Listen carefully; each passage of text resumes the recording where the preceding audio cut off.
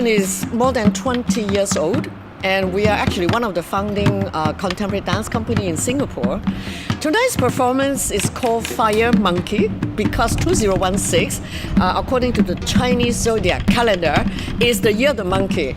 I'm looking at the energy, and the monkey is not necessarily a specific figure. It really represents that disruption in life and that uncertainty and the unexpectedness to kind of reflect the very uncertainty time, especially in current affairs.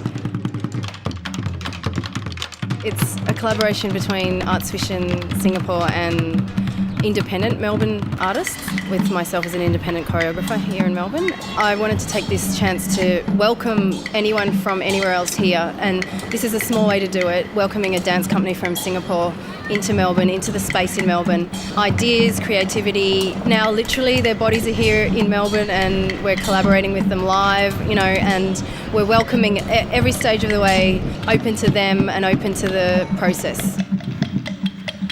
Communication is so important, whether you're Australian, Singaporean, a Thai, a Vietnamese, or Chinese. I think it's so important that perhaps we don't necessarily have to speak the same language, but maybe we share something familiar.